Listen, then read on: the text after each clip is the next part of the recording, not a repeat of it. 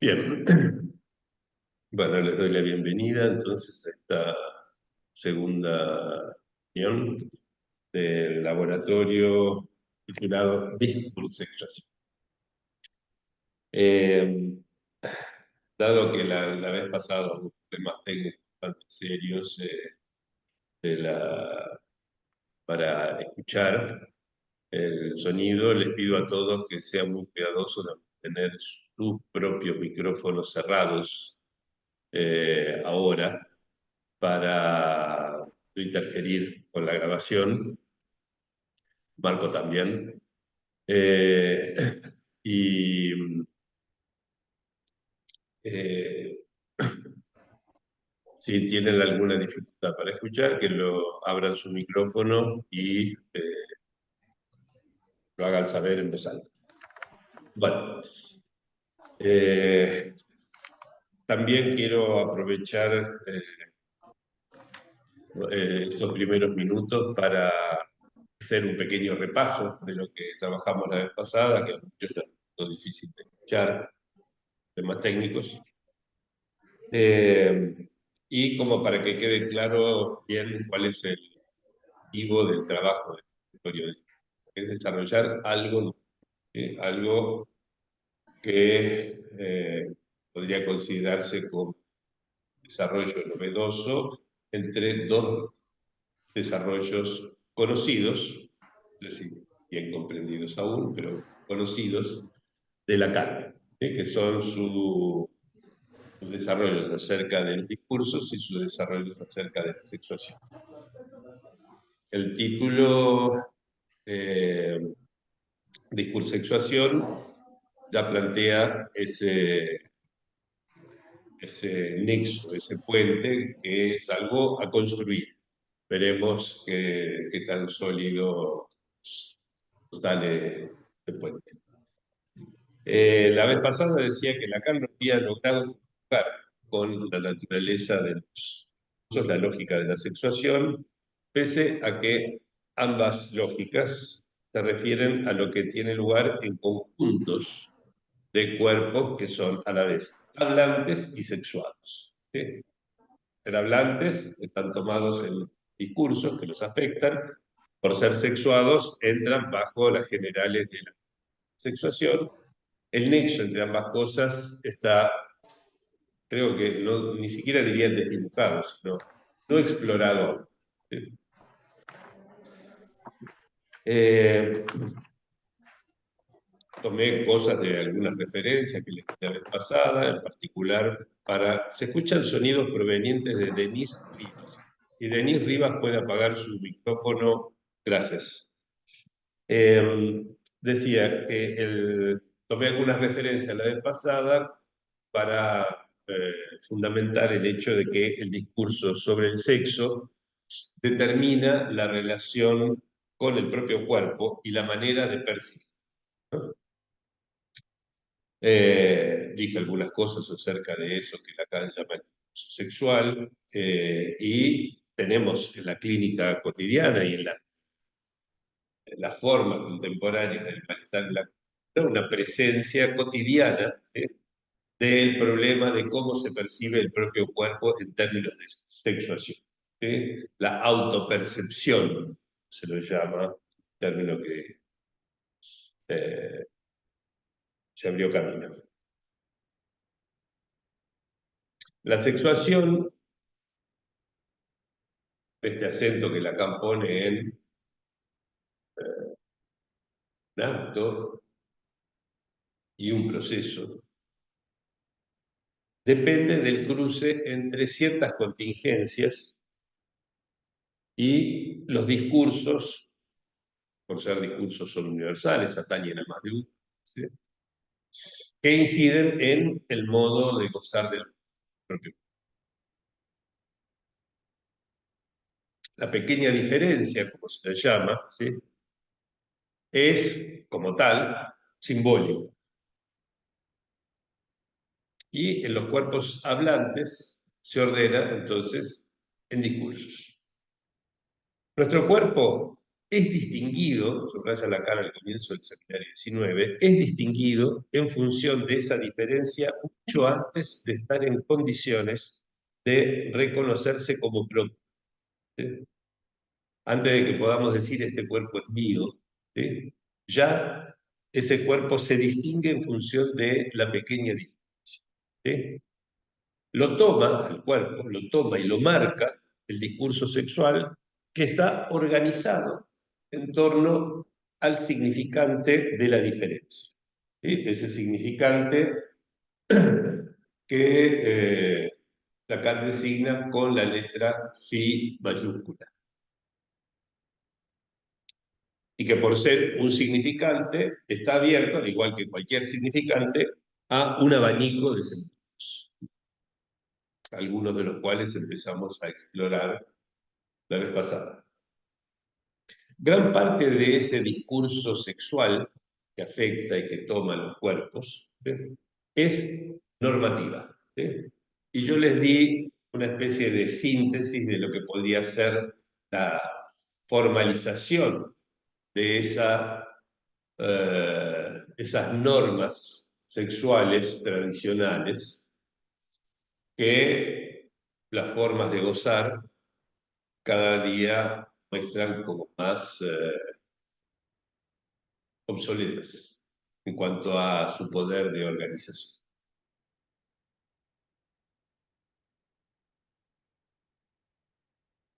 Ese discurso normativo establece, pedí la cita del Génesis en la Biblia, establece que hay dos sexos, ¿sí? Varón y hembra los creó, dice el Génesis. ¿Sí? Y sobre esa base inventa dos esencias que no existen, ¿sí? Dos esencias que preciso inventar, ha sido preciso inventar. ¿Sí?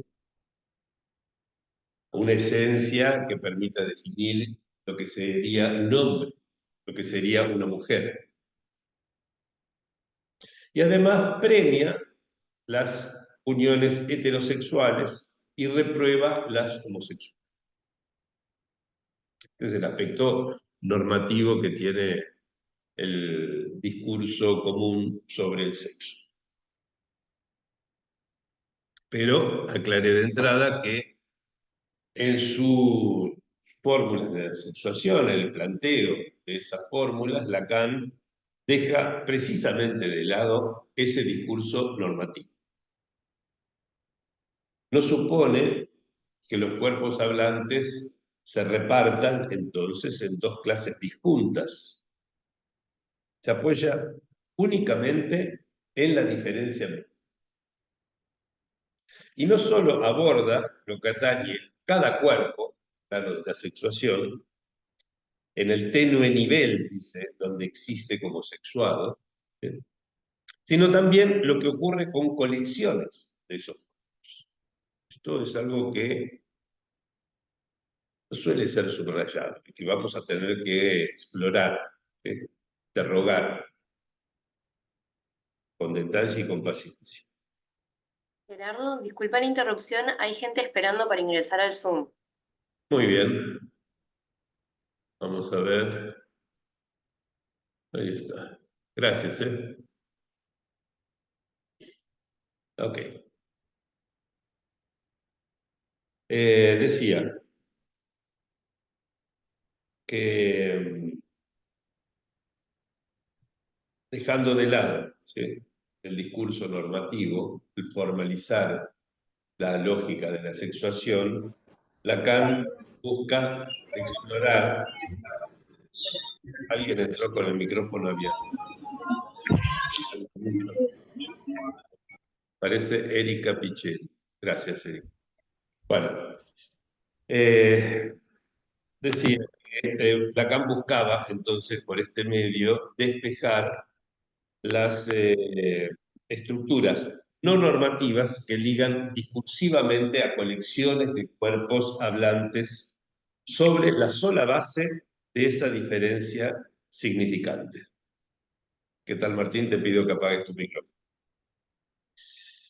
En la sexuación le interesa a Lacan lo que pasa en cada cuerpo y también en los colectivos derivados de la pura diferencia, eso que llamamos la diferencia sexual.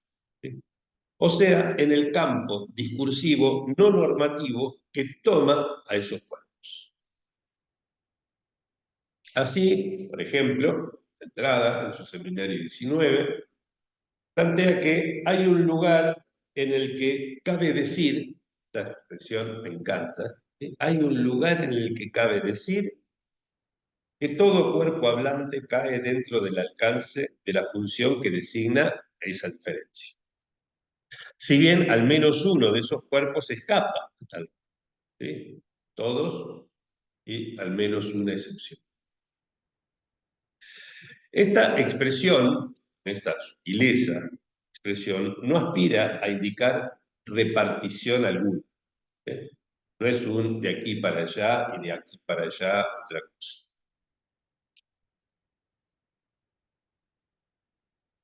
Pero sigue siendo muy precisa, ¿eh? La expresión lógica. ¿Sí? En general, les comenté la vez pasada, se la lee homologándola a la del mito de la horda primitiva, y de hecho Lacan no se priva de hacerlo. ¿Sí? Sería, el todo sería el clan de hermanos, ¿sí? Que se ven privados de goce, y mayúscula, ¿sí? Porque hay uno que no está privado del goce, que tiene el goce de todas las mujeres, el macho alfa, el orangután, como lo,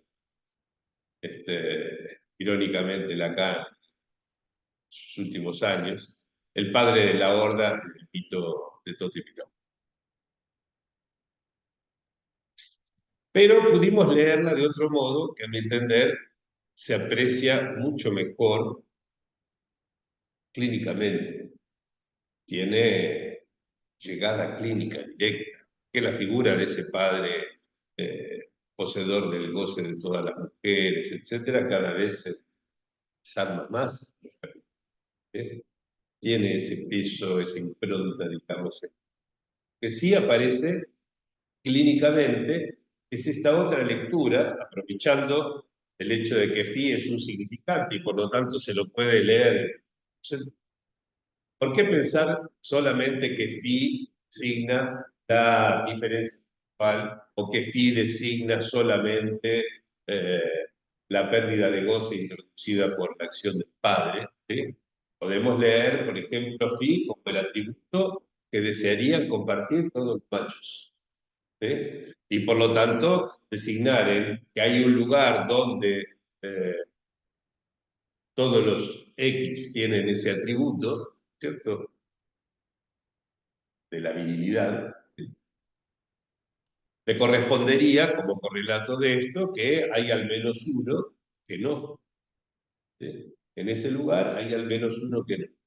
Y aclaré que hay al menos uno significa que puede haber uno o varios o muchísimos o incluso todos.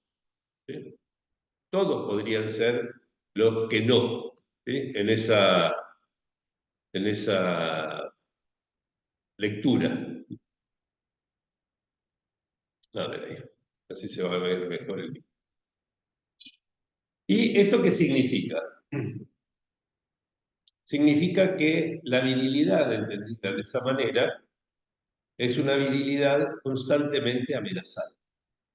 Porque, ¿cómo saber si ese... Gerardo, ¿Sí? alguien pide el ingreso. Ah, bueno, habría que designar a alguien como... A ver, admitir. Ahí está.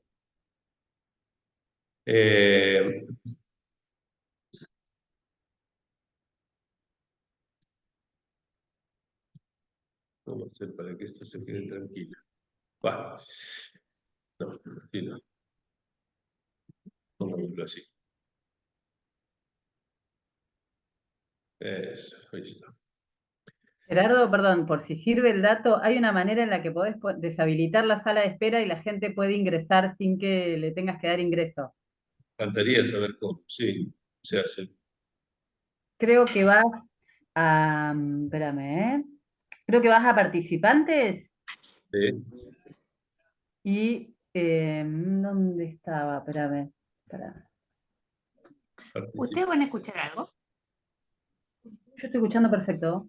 Bueno, poner, si no me pongo el parlantito, pues no escucho ustedes. Sí, se llama deshabilitar sala de espera. Entonces cualquiera con el link ingresa.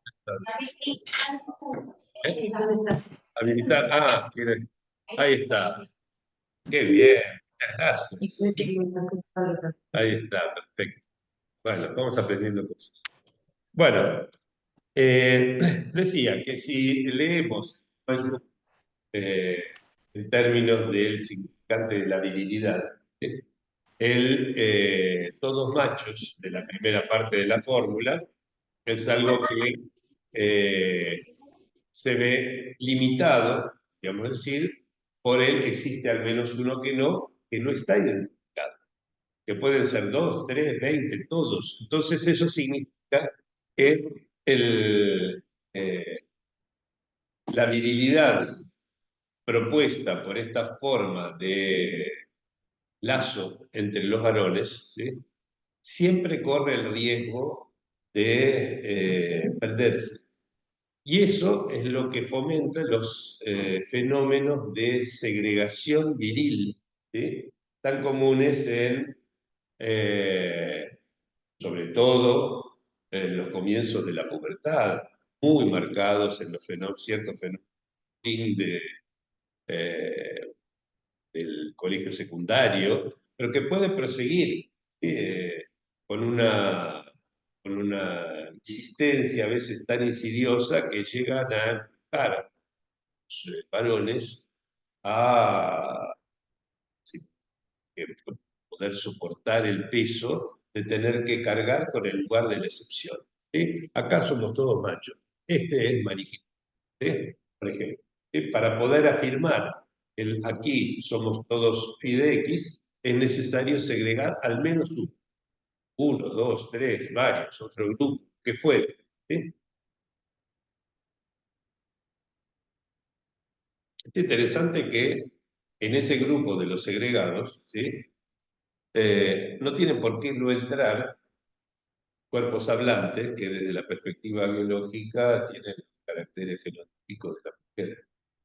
¿Sí? O sea que la segregación de la mujer, eso que en algún sentido Freud llamaba rechazo de lo femenino, ¿sí? Puede ser el modo en que el conjunto biológico de las mujeres, ¿sí? Debe ser segregado para sostener el para todo X de los machos. ¿Sí? Y esto es algo para revisar con tranquilidad, ¿sí? Porque quizás encontramos en ese rechazo de lo femenino algo un poquito distinto de la famosa inexistencia del significante de la mujer en el inconsciente, ¿sí? O de la diferencia sexual, o de distintas justificaciones que se han buscado dar. ¿Cuál es la ventaja que tiene esta exploración, esta manera de leer? Que es que pone el acento en los modos discursivos de hacer lazo. ¿Sí? Es decir, que se trata ya directamente de algo que incide en lo que va a ser el síntoma de cada uno. ¿Sí? Porque en definitiva, el síntoma no es otra cosa que un modo de hacer lazo, decía Freud, sexual. ¿Ok?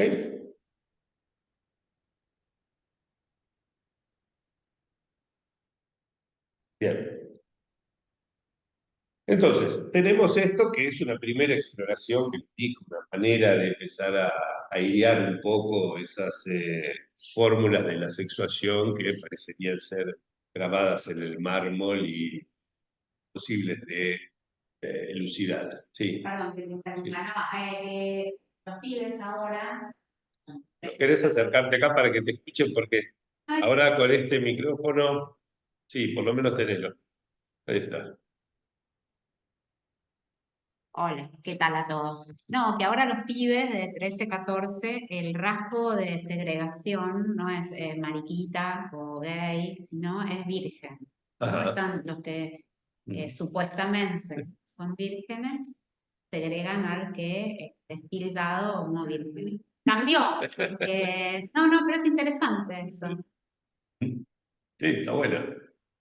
Está bueno, sí, me gusta mucho ver cómo van cambiando estas cosas, pero la lógica es la misma, ¿no? Es decir, es un significante que permite constituir un todo al precio de la segregación, ¿sí? Y por lo tanto de la amenaza de ser excluido de todos, ¿no? Esto está bueno, digamos. Y además, de vuelta, no hace la distinción entre varones y hembras, ¿no? El ser virgen. Esta es la orientación sexual. Por eso. Sí, sí, sí, sí, sí. Sí, sí, sí. Por eso me parece mejor, todavía más preciso que el mariquita, ¿sí? Que tiene que ver, ya tiene una connotación de orientación sexual. Está muy bueno. Bien, para terminar el repaso, entonces, la vez pasada simplemente mencioné las otras fórmulas que da Lacan, las que dice que tienen más a las mujeres, con la ambigüedad que tiene esa expresión, ¿sí? Convienen más a las mujeres, que es ese lugar donde ah, no hay excepción, pero no todos están alcanzados por el atributo fin. ¿Sí? No hay lugar para la excepción, pero no todos están alcanzados por ese atributo.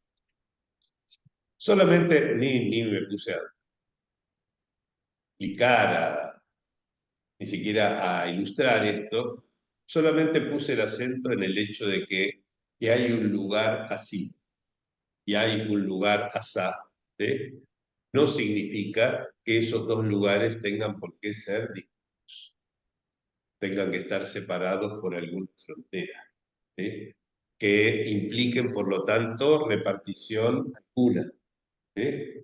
Si yo estoy en un loft, ¿sí? Hay un lugar donde la gente habitualmente come y otro lugar donde habitualmente duerme, ¿sí? Pero esos dos lugares no tienen ninguna frontera, ninguna separación, y la gente puede estar en un lugar en el otro o en ambos al mismo tiempo, ¿sí? Comiendo en la cama o viendo en la cocina, ¿no?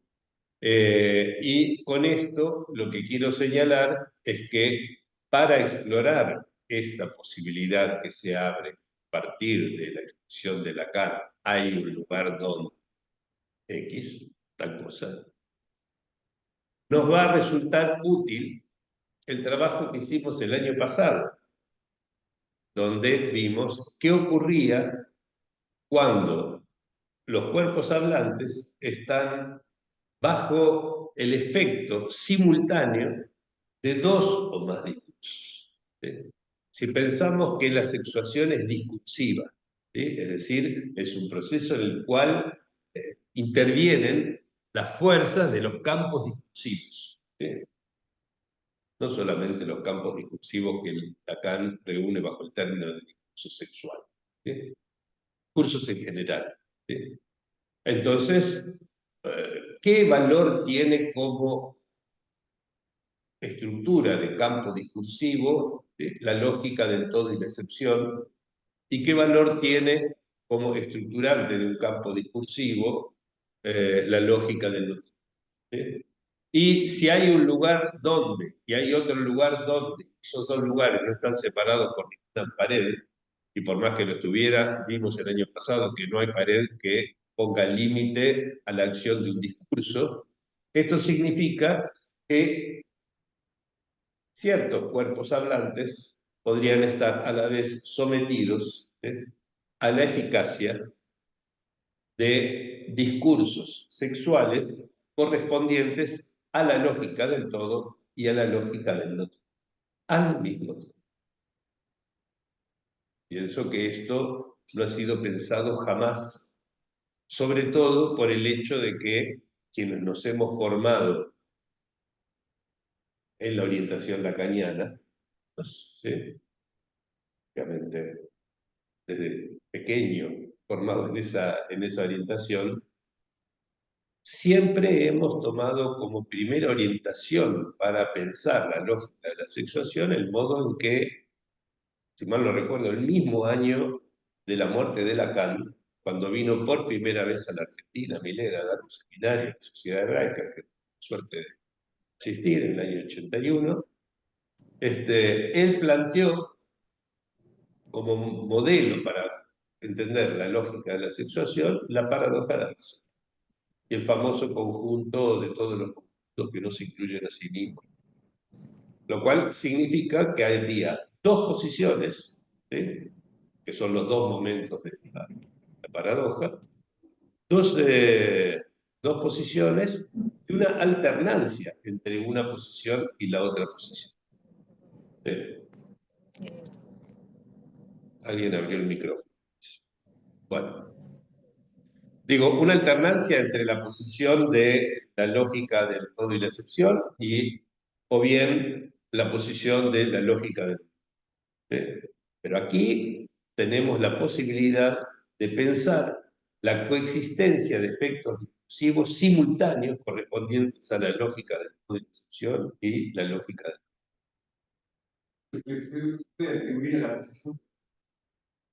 ¿Qué cosa? La lógica de y del no todo. El problema que tiene esto es que presupone la existencia de algo que pueda llamarse función federal. Exacto. Pero sí, totalmente. Sí, pero preferiría ni siquiera tratar de entender qué es lo que se dice, porque la noción misma del no femenino, ¿sí?, es algo que, si nos ponemos estrictos con la lógica de la sexuación, carácter exclusivo y la función de la diferencia, resulta difícil de sostener. ¿Sí? Resulta difícil de compatibilizarlo, por ejemplo, con la forma como la mujer no existe. ¿Sí? Esto, durante un par de años, lo estuve trabajando en seminario, cuando era seminario todavía, y está en parte tomado, si mal no recuerdo, en el libro de Ortigos. ¿Sí? Este problema, digamos, que no son equivalentes, ¿sí? Decir la mujer no toda es, en el sentido del cefálico, y la mujer no existe. Pero bueno, ya llegaremos a ese punto.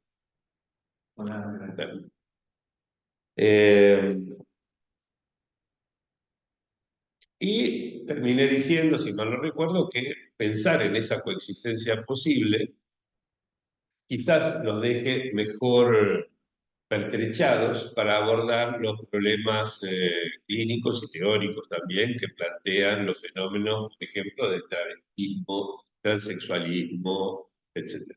¿Sí? Bueno, antes de avanzar con algunas cosas que un poco mencioné la vez pasada, quiero darle la palabra a Flavia, que preparó algo respecto de la cuestión de la diferencia. ¿Sí? Me gustó lo que preparó, me lo mostró ayer o anteayer, y me pareció que venía bien como para que quede bien claro de qué estamos hablando cuando estamos... ¿sí? En fin.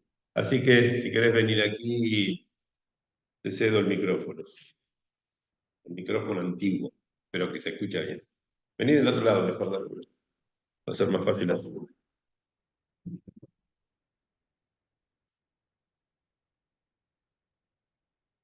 Ahí, ¿no? Esto te lo puedes poner así, por ejemplo. Sí.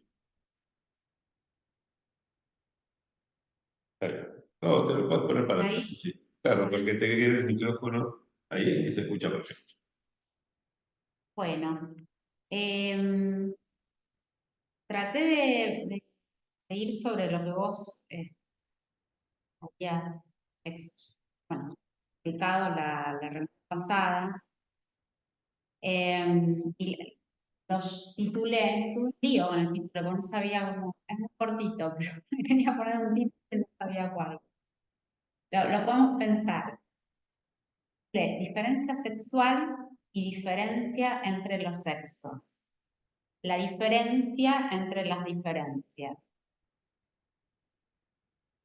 En La solución trans, es un libro muy nuevo, de reciente aparición, dice Miller,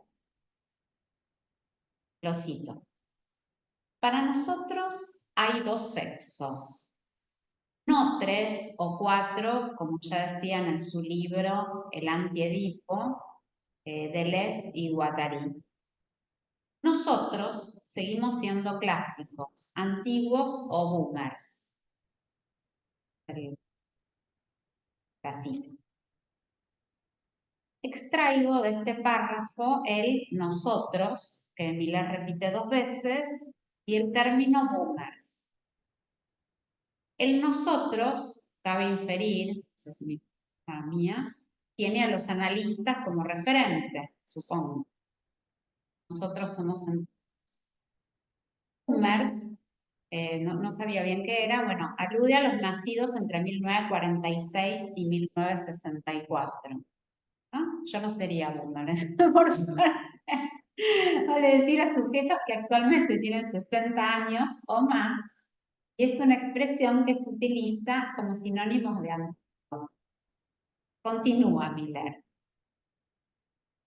Dice, nosotros seguimos con el no hay más que 2 sexos, pone Miller entre corchetes.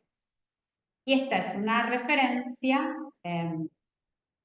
no hay más que 2, corresponde a una referencia al seminario 19 de Lacan, que cita Miller. Les propongo que vayamos a esa referencia a la página 153 del seminario 19. Dice Lacan, que el sexo sea real no da lugar a la menor duda. Y su estructura misma es lo dual, el número 2. Piénsese lo que se piense, no hay más que 2. Los hombres, las mujeres. Esto en la página 153 del seminario 19. En la misma página, 153, hallamos otra afirmación de Lacan que repite lo que ya había dicho, ¿no? Sin necesitar a reafirmar. El sexo, como real, quiero decir dual, quiero decir que haya 2. En la frase de Miller y en las 2 de Lacan, pienso yo, no sé, parecen confundirse diferencia sexual y diferencia entre los sexos. La diferencia sexual es anatómica. El atributo real que Lacan asigna a la diferencia sexual, quizás, digo yo, no sé, lo esté usando aquí como sinónimo de anatómico. Pero la diferencia entre los sexos es discursiva, por lo tanto significante. De hecho, en la página 38 del mismo seminario, del 19, Lacan parecería inclinarse por esta opción, cuando dice, no sabemos qué son el hombre y la mujer. Durante un tiempo se consideró que esta bipolaridad de valores sostenía suficientemente, suturaba lo tocante al sexo. Es interesante esta frase de la página 38, porque podríamos extraer, o yo, 2 cuestiones. Por un lado, que Lacan no acepta, perdón, por un lado que Lacan acepta no saber qué es lo que define al hombre por un lado y a la mujer por otro, que dice no sabemos qué son el hombre y la mujer. Vale decir, reconoce su falta de saber acerca de una supuesta esencia de uno y otro sexo. Esto por un lado. Y por otro lado, Lacan señala la insuficiencia de la bipolaridad de valores para sostener o suturar. Es interesante el uso también. Sostener o suturar. Lo relativo al sexo. La que señala una insuficiencia en esta bipolaridad de valores. Vale decir, manifiesta aquí su desacuerdo con un supuesto operador binario que determine la diferencia entre los sexos. Bueno, y un bonus track que ya lo trajo hoy Gerardo, la página 16 del mismo seminario, al referirse a la distinción entre hombres y mujeres, Lacan enuncia claramente: se los distingue, no son ellos quienes se distinguen, ellos en itálica. Vos hiciste la traducción, ¿no? Siempre me llamó la atención de Anis, ellos en itálica. Advirtiendo que la distinción no es intrínseca a ellos y ellas, yo, sino que recae sobre ellos y ellas desde lo discursivo. El pronombre ellos, en itálica, precedido del no, que dice no son ellos, indica que la diferencia no se halla en los propios sujetos, en sus cuerpos, sino que se les asigna desde un discurso que establece que hay dos sexos. Lacan lo explica al referirse al error que cometen los adultos al tratar a los niños como hombrecitos o mujercitas. Y dice, este error consiste en reconocerlos a partir de aquello por lo cual se distinguen, pero en no reconocerlos más que en función de criterios formados bajo la dependencia del lenguaje. Es un poco un trabalengua, ¿sí? Pero vuelvo sobre esto, más que en función de criterios formados bajo la dependencia del lenguaje. Parecería que el lugar en el que vive la diferencia parece decir en esta frase que parece un trabalenguas Lacan, el lugar de la diferencia es lo simbólico. Bueno, hasta ahí. Sí, muy claro. Esto último es bastante habitual y era prácticamente universal hasta estos años donde empezó a exponer culturalmente cierto a esas cosas que solían decir los padres cuando veían un varoncito, decían, ya se lo ve aguerrido y conquistador, y a la niña ya un poco más tímida y siempre, ¿no? Que no podría haber que fueran aguerridas y conquistadoras y muchachos que fueran tímidos y dulces, por ejemplo. ¿Sí? Pero lo que se ve claramente es que hay invenciones de esencia que dependen de la cultura, que son transmitidas por medio de significantes y que por lo tanto tienen un carácter esencialmente discursivo. ¿Sí? Agradezco mucho el condensado sobre la diferencia de las diferencias que plantea Flavia, que planteó Flavia.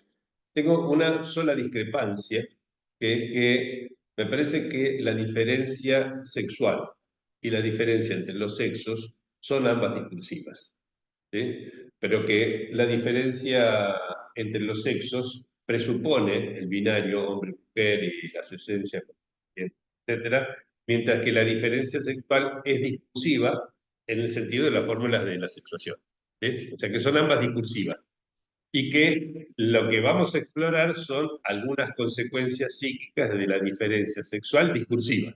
¿Sí? ¿Ok? No, digamos, no pondría el acento de lo discursivo solo en una de las dos. ¿No? Eso es lo único, el único. Bueno, ¿por dónde avanzar? Pregunté Sí, bastante. Gerardo, ¿Sí?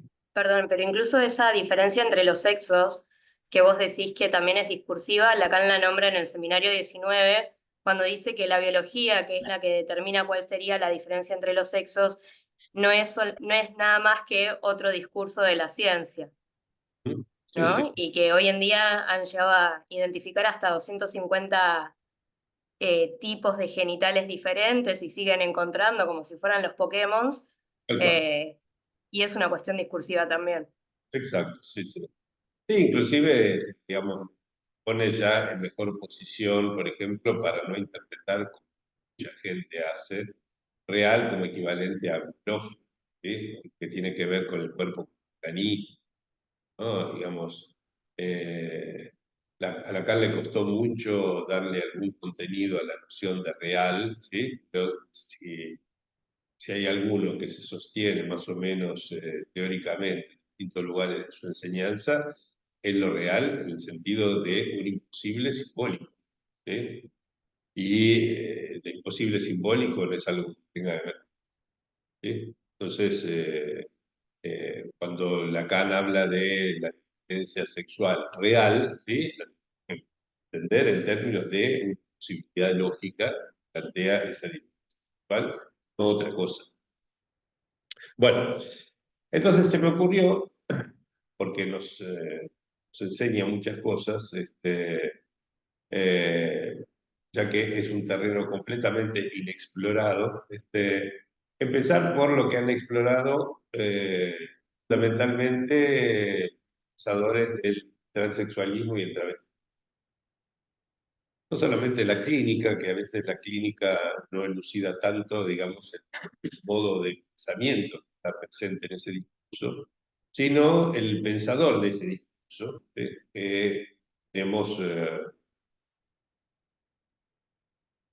muy capaz, muy inteligente, que ha producido discursos, libros, conferencias, etc. Hay muchísimo material en el que apoyarnos. Pero como les dije la vez pasada, voy a darle un lugar muy particular a un trabajo de Miquel Missé, el pensador trans catalán, cuyo libro A la conquista del cuerpo equivocado, de como bibliografía general útil para pensar estas cuestiones, que ya me dijeron que algunos han empezado a leer. Él afirma, resume un poquito eh, las cosas sugerí la vez pasada, pero resumo un poco lo principal que me parece que aporta su libro a estas cuestiones que pensamos. Él afirma que su propio cuerpo, el de él, ¿sí? Miguel Missé, ¿sí? Y la posibilidad de vivirlo de otra manera, ¿sí? Es decir, gozar de él, percibirlo, ¿no? Hacer uso de él, ¿sí? La posibilidad de vivirlo de otra manera les fueron arrebatados al imponérsele cierta interpretación de algunas de sus cosas. ¿Sí? Esto es casi textual. ¿Sí? El arrebatamiento que sufrió su cuerpo, ¿sí? Por el hecho de que se le impusiera la interpretación de algunas partes de su. O sea, claramente está señalando un efecto de impacto discursivo sobre el cuerpo en el plano de la sexuación. ¿Sí? Por eso creo que va al meollo del problema. ¿Sí? Para interrogar el origen del malestar de las personas trans, Miquel Missé pone el foco en los discursos que calan en el imaginario de la transexualidad, que subraya, además, es una categoría del discurso médico. ¿Sí? Y observa que la idea de que trans es quien ha nacido en un cuerpo equivocado, de ahí el título y el eslogan médico sobre el transexualismo, es decir, que trans es quien ha nacido en un cuerpo equivocado y que modificarlo resolvería su malestar, ¿sí? Son dos caras de lo mismo. Eso surge del discurso médico. O sea, fue una invención discursiva de los médicos, ¿sí? Que por otra parte no tiene el más mínimo asidero científico, ¿sí? Pero es un discurso que ha calado hondo en el imaginario y por tanto en la subjetividad de las personas trans y los malestares que eso tiene como correlato, ¿sí? Un discurso entonces que impacta con fuerza en esas personas, ¿sí? Y señala, esto me parece interesante, que ligar ese malestar de las personas trans al efecto de campos discursivos es impopular dentro de la comunidad trans a la que él pertenece. ¿Sí? No es popular, pensamos. Yo dije, debe haber algo interesante, ¿no? Porque si no es popular, quiere decir que es algo que rompe, por así decirlo, por una lógica del todo y la excepción, ¿no? ¿sí? Es decir, con los fenómenos de segregación. Acá hay que abrir los ojos. ¿Sí? Eso no lo detiene, el hecho de que sea impopular hacer ese planteo, es decir, que el malestar trans depende de los discursos, del impacto de ciertos discursos, ¿sí? Eso no lo detiene porque, cito textualmente, dice, las violencias simbólicas que se ejercen sobre el cuerpo no solo impactan en esa comunidad, ¿sí? Es una cuestión universal. ¿Sí? Y en un paso que alguna vez dije que era todavía más osado que el de Freud en Tres ensayos, ¿no? Cuando decía, ni siquiera el interés sexual exclusivo del hombre por la mujer es algo obvio, sino un problema que requiere esclarecimiento, Freud Dixit, página 132. Mises agrega que en lugar de preguntarnos por qué una persona no se identifica con el género correspondiente a su sexo biológico, ¿sí? Es decir, ¿por qué si nací con un cuerpo biológicamente similar a lo que se llama macho, no me identifico con el género masculino? ¿Sí? Habría que pensar más bien qué hace que alguien se identifique con un género, ¿no? ¿Por qué es que nos identificamos con un género? ¿Sí? ¿Por qué hay gente que, dice, naciendo con características sexuales de macho, se siente hombre? ¿No? Es mucho más fino todavía que el planteo de Freud, este planteo de Miquel Mises. ¿Sí? Las observaciones de Mises, entiendo yo, alguien está con el micrófono abierto, vamos a ver si puedo silenciar a todos. ¿Cómo era esto? Silenciar a todos. Ahí está. Bueno, decía, ¿se escucha bien? Supongo que sí, ¿no? Sí. Ok, gracias. Estas observaciones de Mises convergen con los desarrollos de Lacan si pensamos ambas cosas, lo de Mises y lo de Lacan, a la luz de las composiciones interdiscursivas que estudiamos el año pasado. Es decir, al modo en que ejercen un efecto conjugado y distorsionado sobre cada cuerpo hablante, dos o más discursos que coexistan en ellos. Tomarlo. ¿Sí? Esto lo voy a repasar para los que no estuvieron trabajando el año pasado, por lo menos hasta que salga el link a publicar, por eso. Bueno, siguiendo un poco en la línea de lo que aportó Flavia, y digamos cosas que decía Lacan, podemos tal vez dar una precisión adicional al famoso aforismo de Lacan, tema del próximo congreso, de no hay relación sexual. ¿Sí? Por lo menos para notar, ¿sí?, que Lacan no dice que no haya relación entre los sexos. ¿Sí? No es lo mismo. Así como distinguimos entre la diferencia sexual, que no presupone ningún binario, y la diferencia entre los sexos, que supone que haya dos, que a partir de allí deduzca la diferencia. De la misma manera, ¿sí?, el no hay relación sexual no es lo mismo que decir no hay relación de sexo, que ya presupone, esta segunda opción, que haya sexos, que entre ellos no haya relación. ¿Sí? Entonces creo que Lacan es muy preciso al decir que no hay relación sexual, ¿sí?, y creo que es eso lo que tenemos que explorar. ¿Sí? ¿Qué significa que no haya relación sexual a partir de la lógica discursiva de la sexualidad? ¿Mm? Bien. Algunas cositas antes de pasar a tomar una de las referencias que les dije va a ser muy útiles para nuestro recorrido, que son las del Seminario 14. Dos cosas que quiero incluir como para no olvidar. ¿Sí? Es que quizás nos venga bien recuperar, que no me gustan mucho los trabajos etimológicos, pero recuperar que sea el recuerdo de la etimología de la palabra sexo, ¿sí?, que proviene del latín sectus, ¿no?, de donde vienen disección, secante, etcétera, ¿sí? Sectus significa corte, significa sección, significa separación, ¿sí? El verbo latino secare, ¿sí? Es cortar, ¿sí? Y sección, ¿sí? Es la acción y el efecto de cortar. Entonces, podemos pensar que la intuición freudiana acerca de la importancia del complejo de castración, etcétera, ¿sí? Podría ser la versión imaginaria, ¿sí? Relacionado con el cuerpo, imagen, ¿sí? De un proceso simbólico que tiene que ver con el corte significativo. ¿Sí? Del mismo modo que Lacan planteó con tal claridad que las identificaciones imaginarias dependían y estaban determinadas por las identificaciones simbólicas. ¿Sí? Esta preponderancia de lo simbólico sobre lo imaginario tendría incidencia también en este nivel.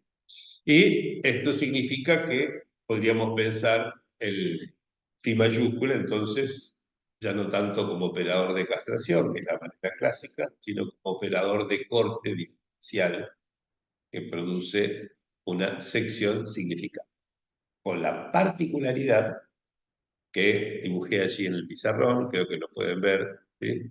Ese dibujito que está allí en el pizarrón, que ese significante como corte engendra una superficie unilateral a pesar de ser cerrada. ¿Sí? Esta es la particularidad que tiene la famosa botella de Klein. ¿Sí? Absolutamente irrealizable en tres dimensiones, porque necesitaría atravesar una superficie, y para que sea una botella de Klein no tiene que haber atravesado alguna, pero sí podemos imaginarla. No voy a repasar lo que hace Lacan en todas las primeras clases del seminario 9, ¿sí? Para explicar por qué es que el corte engendra la superficie y no al revés. ¿Sí? Intuitivamente pensamos que para poder hacer un corte necesito tener una superficie, por ejemplo, un papelito, y luego una tijera y cortar. ¿Sí? Lacan dice, en el nivel de la topología, ¿sí? Cada corte define una superficie topológicamente diferente, ¿sí? Y hay cortes que definen superficies orientables que dividen el mundo en dos, y otros cortes que hacen superficies no orientables y que dos, y así siguiendo, y estudia el cross-cap, la banda de Moebius, la esfera, el toro, ¿sí? Bueno, todo eso lo pueden ver con mucha tranquilidad, paciencia, siguiendo las primeras clases o clases seminario 9. No lo voy a explicar aquí. Créanme, creo que está bien fundamentado en Lacan, ¿sí? Que podemos pensar que es el corte en la superficie y que cada significante es un corte en ese sentido. ¿Sí? Muy bien, la particularidad que ese significante, la pequeña diferencia, ¿sí? El significante phi mayúscula, el significante fálico, como solemos llamarlo, ¿sí? Es que ese significante engendra una superficie que es la botella de Klein. ¿Sí? Lacan la dibuja incluso en una de las clases de su seminario 10, ¿sí? Lo llama la vasija de la castración, y está el dibujito de la botella de Klein. Y dibuja un corte parecido a este cuando da las charlas en Santán contemporáneas del seminario 19. Salieron publicadas con el título de Hablo a las paredes. ¿Sí?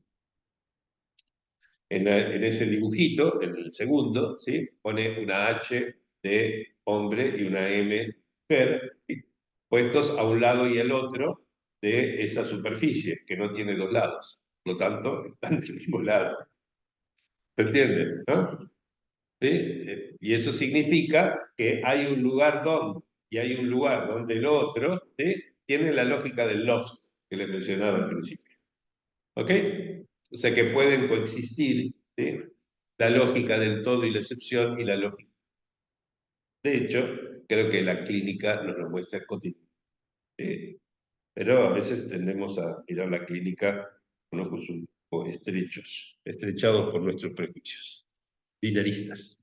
Bueno, entonces empiezo con algunas de las referencias del seminario de la lógica del fantasma, que creo que nos van a ser útiles para avanzar en este terreno poco explorado o explorado. Por ejemplo, en relación con esto que les decía recién acerca del corte y la superficie, dice Lacan en la página 138 que las superficies que él ha definido no han de considerarse, dice, bajo el ángulo espacial, sino por cuanto cada punto allí testimonia una estructura. ¿Sí? Es decir, que no estamos hablando de una pared que separe el mundo de los hombres del mundo de las mujeres, ¿no? Una frontera en el sentido geográfico del término, sino que habla de estructuras. ¿Sí? Y la estructura de ese significante fálico es tal que no hay manera de dividir, ¿sí?, entre un mundo de las mujeres y un mundo de los hombres, o una lógica así y una lógica asá. ¿Sí? Ambas pueden perfectamente coexistir. ¿Sí? Es interesante porque eso ya nos pone en la pista de una primera vía para explorar qué quiere decir que no hay relación sexual, ¿no? ¿Sí? Porque para que la hubiera, ¿qué debería ocurrir? ¿Sí? Para que hubiera relación sexual, ¿qué debería ocurrir con lo que llamamos habitualmente hombres y mujeres? ¿No? Lo dejo como pregunta, está bien. Van a ver que en cuanto tratan de ponerse serios para responderlo, se van a encontrar en un laberinto. Lo hice. No les digo que haya salido. Creo que lo hice estallar, pero bueno, eso es otro truco posible. Bueno, la diferencia sexual, dice en la página 107, siempre las referencias que voy a dar ahora, sigo, salvo aclaración en caso contrario, van a ser página del seminario 14, la lógica del fantasma. ¿Sí? Dice, la diferencia sexual no se sustenta sino en la bedoitum, ¿sí?, habitualmente traducido por significación, ¿sí?, bedoitum del falo. ¿Sí? Entonces, no se sustenta esa diferencia sexual, sino en la bedoitum de algo que falta bajo el aspecto del falo, fi mayúscula. ¿Ok? Esto, bueno, sobre esto habría muchísimas cosas que ir, pensar, cuestionar, etc. Tenemos, incluyo, digamos, en esto, tenemos la costumbre, la tendencia a considerar que la estructura es esencialmente simbólica. ¿Sí? La pensamos como estructura significante, la pensamos como estructura borromea, pero siempre la pensamos en términos de algo simbólico. Y es un hecho que podemos aplicar leyes simbólicas para estudiar las diversas estructuras. No cabe ninguna duda de eso. Podemos hablar de la estructura del grupo de Klein, por ejemplo, la estructura de la serie de Fibonacci, cosa que explora Lacan en el seminario 14 ampliamente, los autores también. Pero eso es el modo, digamos, en que se trabaja con la estructura una vez que la estructura ha sido despejada como tal. Pero para poder hablar de una estructura, el punto de partida siempre es lo imaginario. Esto es algo que a mí mismo me sorprendió. Bravo, viniendo de ciencias exactas, se pueden imaginar el peso que tenía en mi vida, lo simbólico. Pero me sorprendió, y de hecho pude recordar a partir de allí lo que he sido en física nuclear, inclusive, que la estructura en sí es imaginaria. Es decir, es el modo en que lo imaginario pesca de algo complejo de una buena forma más simple. Por lo tanto, capaz de ser simbolizado. En fin, hice muchos desarrollos al respecto en los libros, así que pueden ir y mirarlos, no quiero repetirme tampoco. Están nuevos retoquecitos y sin sentido del sitio, si les interesa ver más en detalle lo que pensé al respecto. Pero digamos esto de que la diferencia sexual que se presentifique en primer lugar en términos de que algo falte, ¿sí? Por supuesto, la falta, ¿sí?, se define en términos simbólicos. ¿Sí? Es el famoso ejemplo de este libro falta en la biblioteca, por más que esté en el estante de ¿cierto? Sí, pero la estructura de la biblioteca como tal solamente se puede constituir a partir de lo imaginario. ¿Sí? Es decir, de un imaginario que preserva, por así decirlo, lo que consideraría la buena forma y que mide respecto a esa buena forma, por así decirlo, los matices, los colores, las diferencias. Bueno, y dice Lacan, página 189, bastante más adelante, que el humor o el sentido común transforma la pequeña diferencia en el hecho de que, como se dice, unos la tienen y los otros no. ¿No? Es decir, lo mismo que decía recién, ¿no? Acerca de se lo percibe bajo la forma de la fe. ¿Sí? Pero ese es el humor o el sentido común. Y Lacan dice, no se trata en absoluto. ¿Sí? No se trata de que algunos tengan pito y otros no tengan pito, ¿sí? En lo que corresponde a la pequeña diferencia. ¿Está? Porque si partimos de que unos tienen y otros no tienen, creemos que existe una esencia de lo viril, que existe una esencia de lo femenino, ¿sí? Que debería tener determinados atributos, por ejemplo, el tener pene en el caso de los hombres y el no tenerlo en el caso de la mujer. No se trata en absoluto de eso, dice Lacan. ¿Sí? Y esto es absolutamente coherente con el hecho de que el significante fálico sea el significante de la diferencia, ¿sí? Y no sea el significante de estos tienen pene. ¿Está? Bien. Más aún, más adelante, página 237, aunque también la sigue en la 238. Dice, es imposible dar un sentido analítico a los términos masculino y femenino.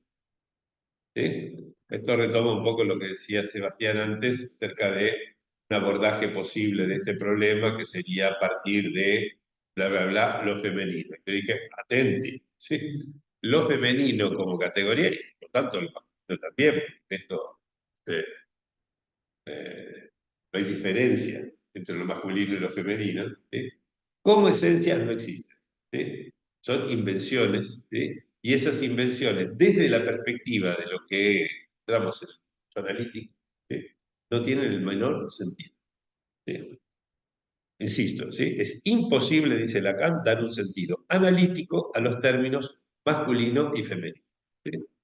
Y de paso les digo, como me gusta, me conocen, digamos, en provocador, ¿sí? Que trato de que podamos pensar en muchos problemas por resolver y si creemos que ya está todo dicho, que ya está todo pensado, perdemos mucho trabajo posible de la materia gris circundante lacaniano. ¿Sí?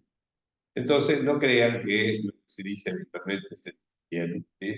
Tengan siempre una posición crítica. Y, por ejemplo, cuando escuchen hablar de goce femenino, pregunten, ¿qué habrá querido decir este jefe? ¿Cierto? Y si dicen que es el goce correspondiente a la lógica del no todo, ¿sí? Que uno pregunte por qué eso sería femenino. Sí, al fin y al cabo, entre hombres y mujeres no hay ninguna separación. Todos en el nombre. ¿Está? Bien, entonces, es un ejercicio de desprejuiciación. ¿Sí? Dice acá, página 270. Aunque las dos clases en que se reparten los seres hablantes están bien definidas para el Estado civil y para el servicio militar, que aquí en la Argentina parece que quieren volver a poner, lo que define al hombre y a la mujer ya no es nada evidente con respecto a la vida familiar, y es bastante borrosa en la vida secreta. ¿Sí? Bastante borrosa para la vida secreta.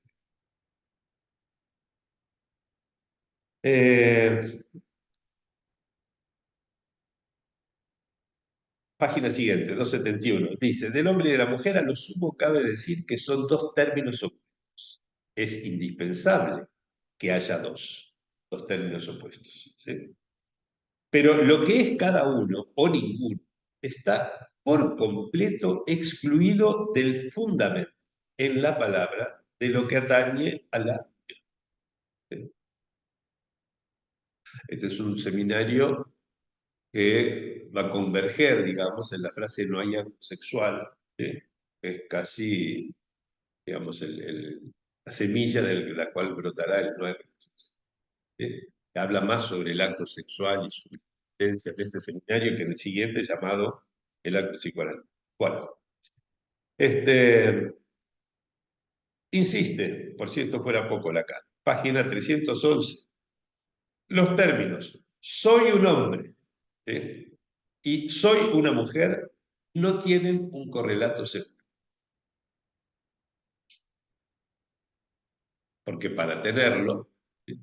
Tendríamos que considerar que existe una esencia del hombre, una esencia de la mujer, y por lo tanto la posibilidad de inscribirse dentro del conjunto definido por los que tienen la esencia. Si eso fuera posible, entonces la mujer existiría, por ejemplo. ¿Sí?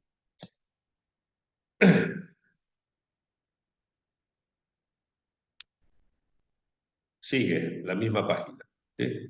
Macho y hembra, dice Lacan, no están involucrados en el acto sexual como entidades naturales, sino como sujetos, ¿sí? Lo cual, agrego yo, para ir poblando este espacio del puente que tenemos que construir, que esto implica discursos, ¿sí? O sea que macho y hembra en el acto sexual no están involucrados como entidades naturales, sino como sujetos, ¿sí? Y ustedes recordarán que 5 años después, en el seminario 19, cuando escribe sus formulitas de la sexuación, dice que las X que son sujetos. ¿Ok? Son sujetos. ¿Mm?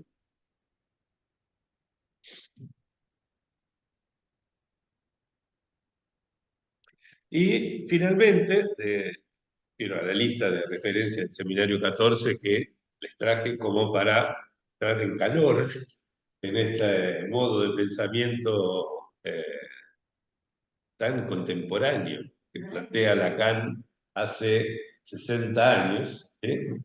Bastante más contemporáneo que muchas cosas que se dicen hoy en día. Dice, subraya Lacan, página 190, la radical heterogeneidad entre el goce macho y el goce hembra. ¿Sí? Bueno, sobre la heterogeneidad de los goces discutiremos algunas cosas este, en otros momentos. Por ahora no me voy a meter con el tema de los goces que requiere ya la cuestión. Bueno, después tengo tiempito, así que les voy a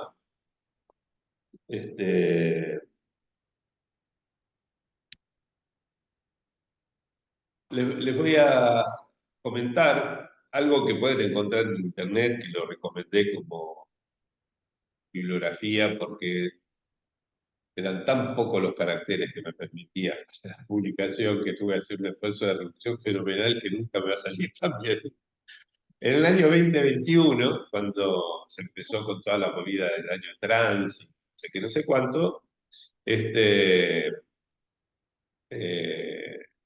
con la excusa de comentar el libro de Miquel Misé, que me parecía muy relevante para introducir en ese debate, me puse a hacer una lectura de lo que los psicoanalistas de orientación lacaniana venían pensando al respecto. ¿Sí? Y mostraron que no había una posición homogénea, que había cosas para discutir, para debatir.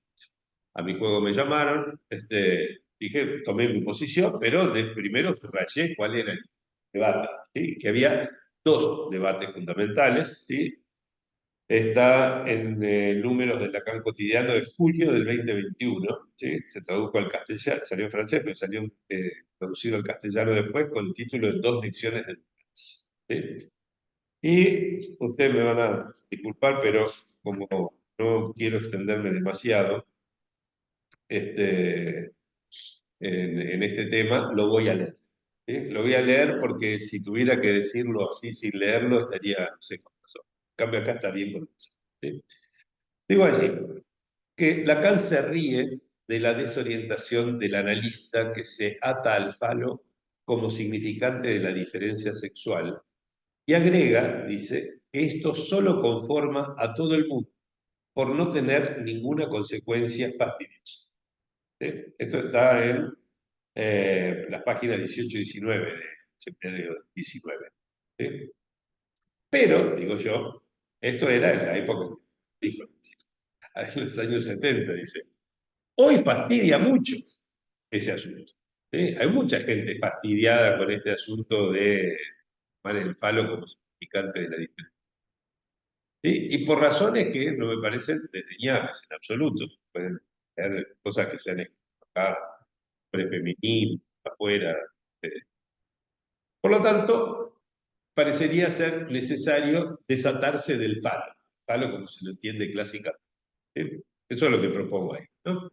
Y digo, al definir la significación del falo, Lacan plantea que debe instalarse en el sujeto, esto es la significación del falo, ¿no? Dice, debe instalarse en el sujeto una posición inconsciente, sin la cual no podría identificarse con el tipo ideal de su sexo, ni siquiera responder sin graves vicisitudes a las necesidades de su partener en la relación sexual, e incluso acoger con justeza las del niño que es procreado en ella. ¿Sí?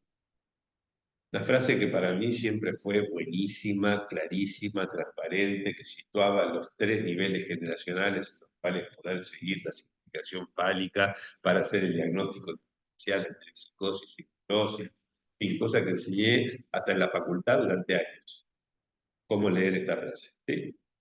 Pero creo que hay que revisar mucho de esta frase. ¿Sí?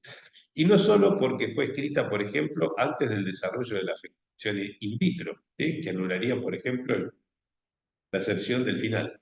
¿Sí?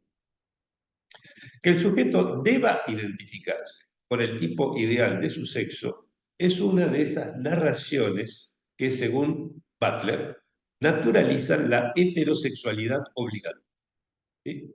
Y responden al modelo hegemónico de inteligibilidad de género, cita de Butler. No debemos guiarnos por ella. Además, hace falta postular un ideal para saber si el sujeto asumió una identificación sexuada, cuando la identificación sexuada, solo depende de la dialéctica de su lazo libidinal con el otro. La significación que el sujeto adquiere en el campo del deseo de un otro plural, lo que llamamos habitualmente la novela familiar, ¿sí?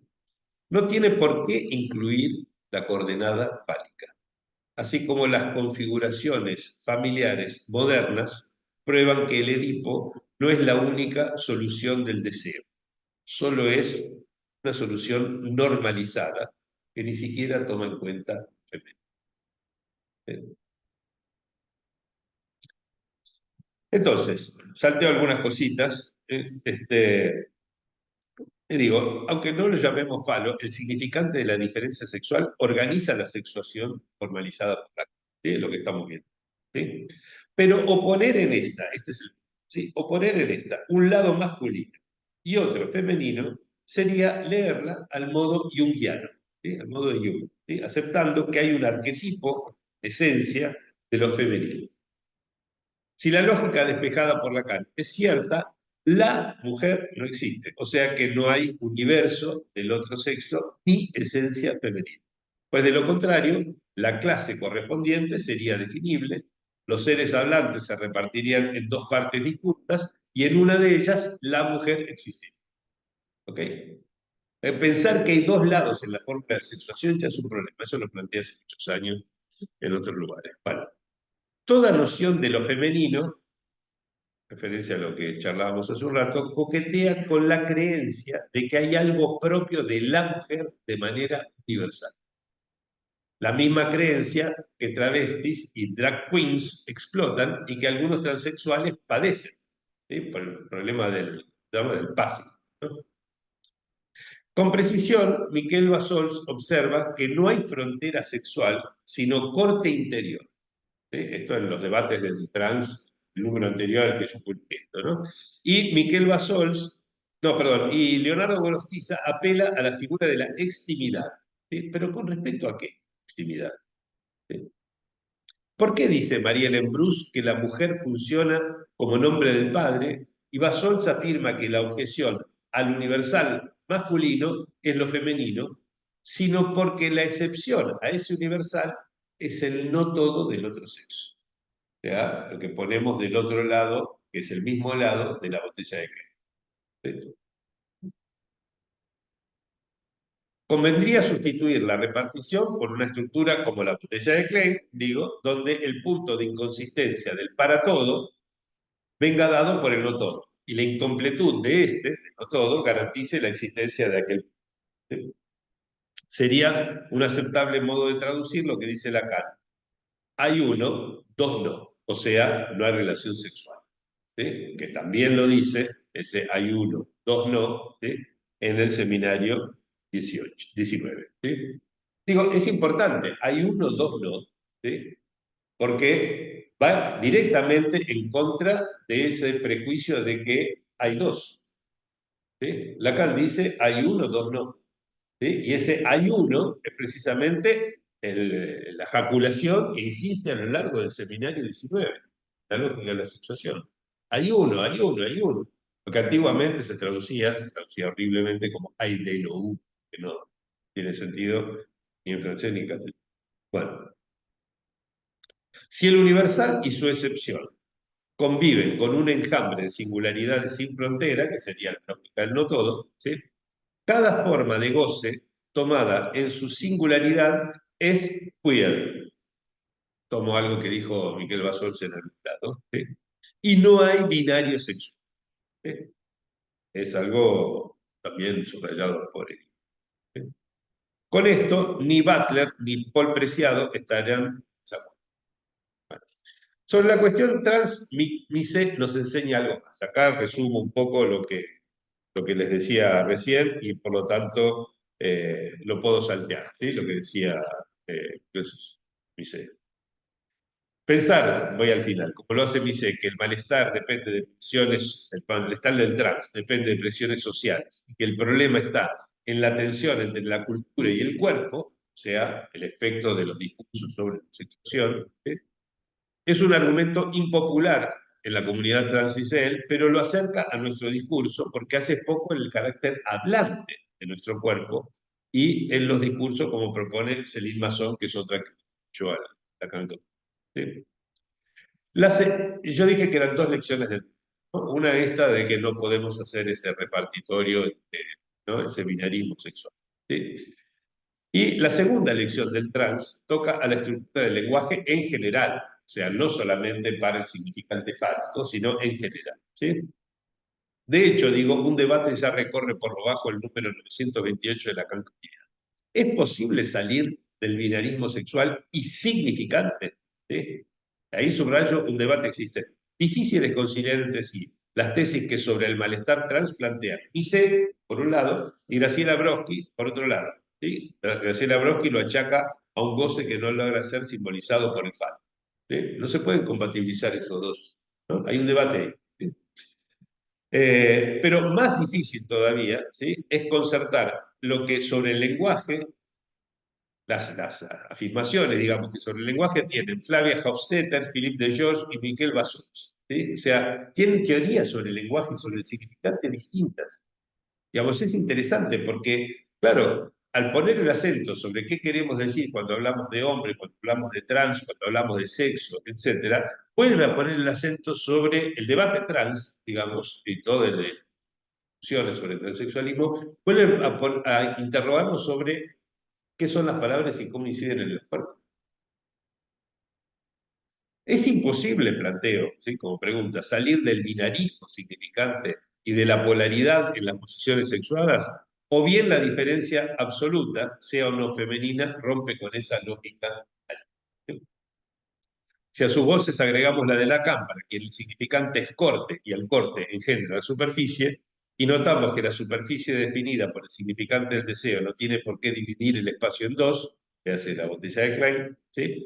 El ojo del huracán sobre el género, que es la expresión ya usó Miller en 2021, se desplazará desde el dudoso realismo del lenguaje hacia su indudable multivocidad, sustraída por el discurso médico para poder robar el cuerpo trans mediante el mito del cuerpo equino.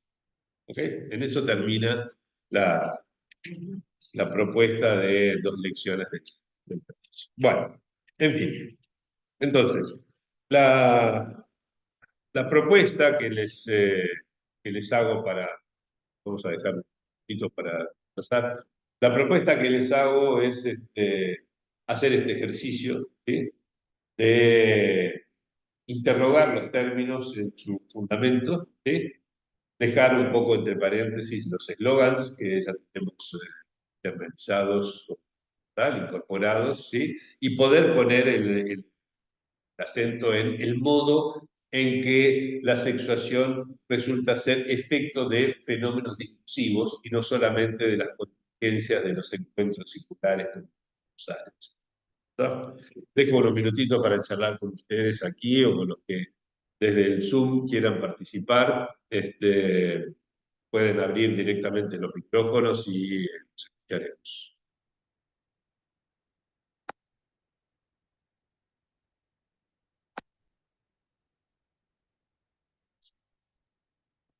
Sí, pensando un poco desde las... No te van a escuchar, ¿eh? No te van a escuchar. Sí, sí, si querés, aunque sea del micrófono. Bueno, Flavia, sí. pensando un poco desde la clínica, a mí me interesan mucho estos temas, que los que trabajamos con colectivos jóvenes, por ejemplo, en escuelas, en médicos, esto es cuestión de todos los días, o sea,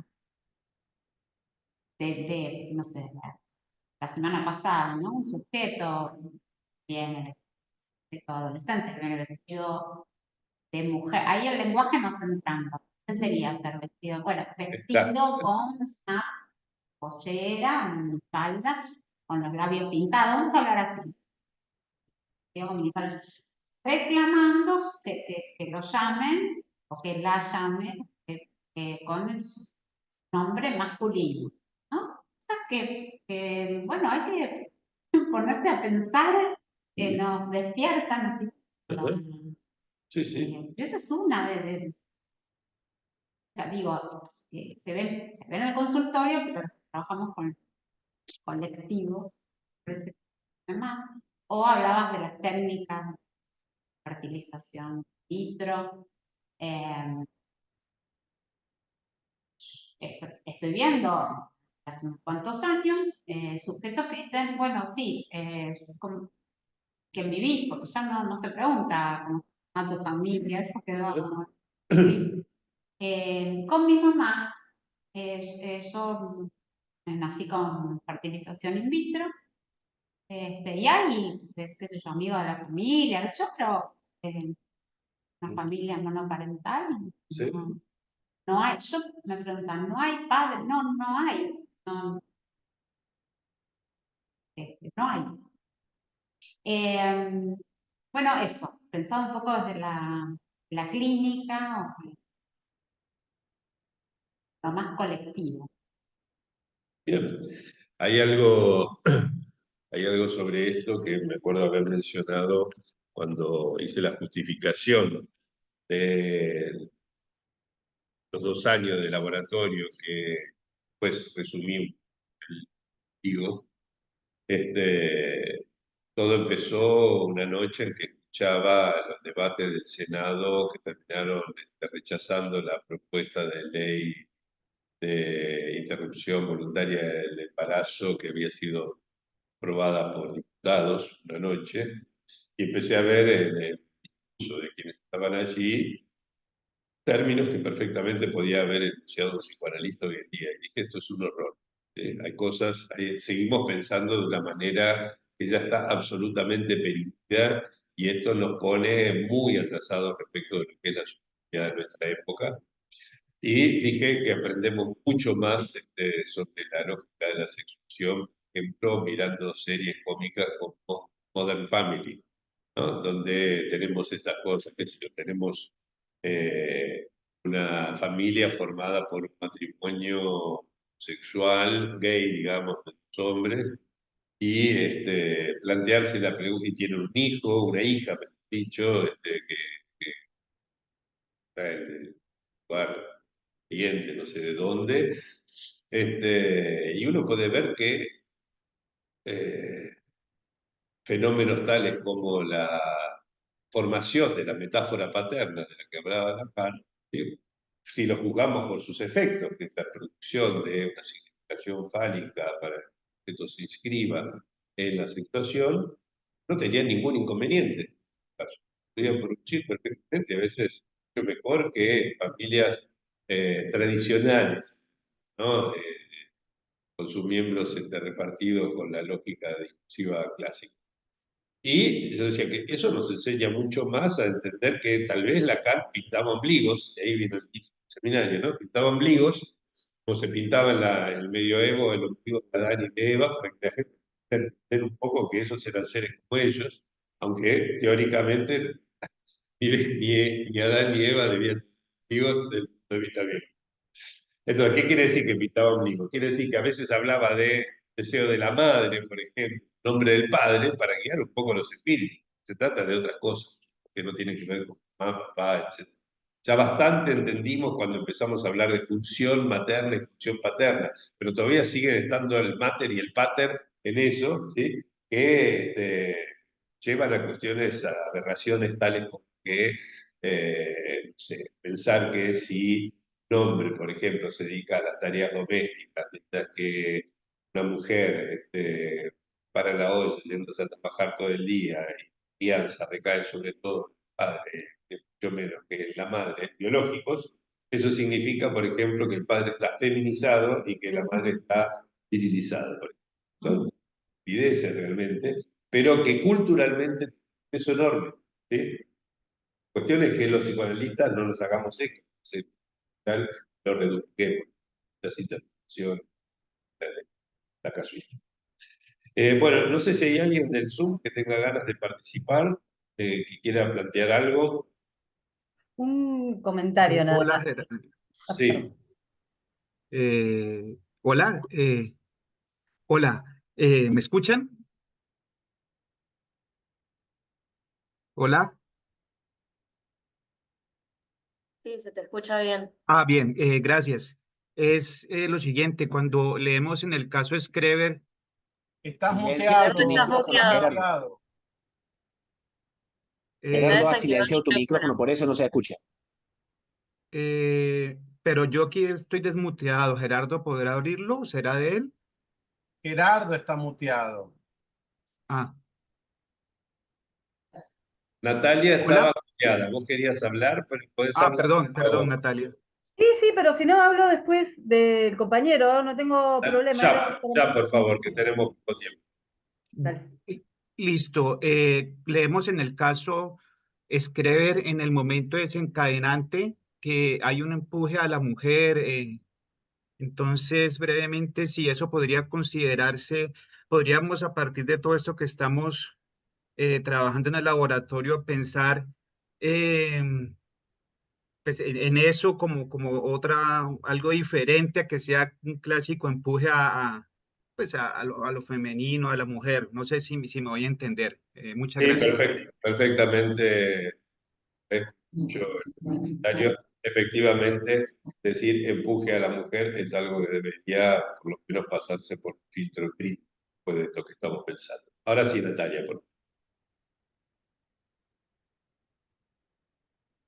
Sí, era solamente un comentario porque me sirvió, igual voy a tener que volver a pensar muchas de las cosas que estuvimos charlando hoy, que estuviste comentando hoy, pero me sirvió un montón, así es como una impresión genérica lo que voy a decir, lo que estuviste conversando hoy, porque justo estaba trabajando en estos días uno de los capítulos del reverso de la biopolítica de Laurent, en un punto en el que está trabajando la referencia al, al seminario 24, que no es algo que yo tenga muy trabajado, pero me resultó muy interesante porque dice Laurent, que dice Lacan en el seminario 24, que en relación a la construcción del cuerpo hay algo que se juega del acto de creencia, como, como diferenciándolo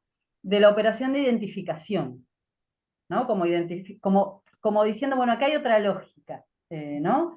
En cómo se configura la consistencia corporal en torno a la cuestión de la creencia, a diferencia de la identificación, y pone en serie con la creencia el decir, la operación de un decir, ¿no? Y a mí me resultó muy interesante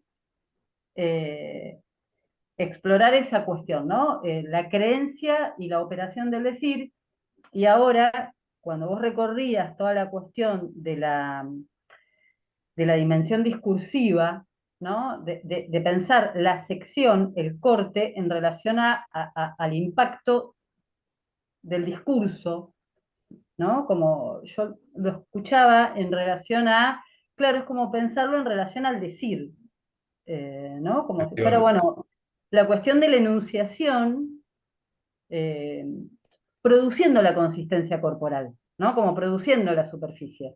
Perfecto. Más allá de la disquisición, si tenemos dos tipologías para pensar la superficie, que eso quizás es lo reduccionista, ¿no? Pero sí pensar que es el decir, ¿no? Es la enunciación, es el discurso, Sí. lo que produce la superficie del cuerpo, lo que produce cuerpo, Bien. ¿no? El cuerpo, Agradezco mucho el comentario y aunque no lo he leído todavía, pero me atrevo a recomendar el segundo número que salió ahora de Ornicar castellano, que trabaja esencialmente la cuestión de la creencia en relación a los discursos en algunos trabajos, sí, lo leí, sí, pero tiene cosas muy buenas. Así que tal vez puedan encontrar material para pensar este asunto allí. Yo cuando lo compre lo leeré después. Había alguien, Ana Feinberg, quería decir algo, breve por favor, que ya nos pasamos mucho del tiempo. Sí, Escuchamos. ¿qué tal, Gerardo? Me parece interesante esto de que hay que desatarse del falo y de la idea que el sujeto tiene que identificarse a este ideal de género, especialmente cuando se trabaja con adolescencias no binarias, que suele suceder que cuando los adolescentes empiezan a hablar de sus transiciones y de sus identificaciones de género, sobre todo hablo de las personas no binarias porque son más difíciles como de encasillar en un ideal de género.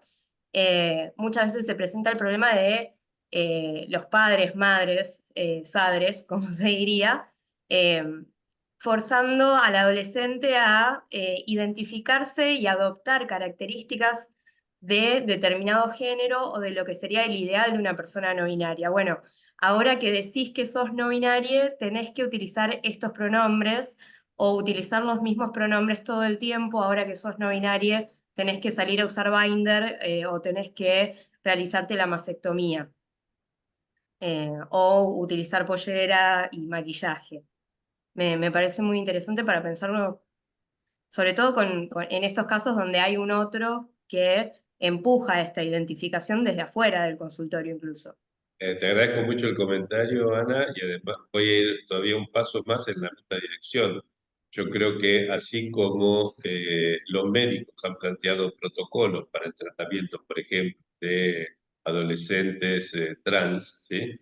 Yo creo que ya se han instaurado protocolos culturales, ¿sí? Que el sujeto trans, no binario, lo que sea, debe cumplir y tiene el mismo carácter de discurso del amo, ¿sí?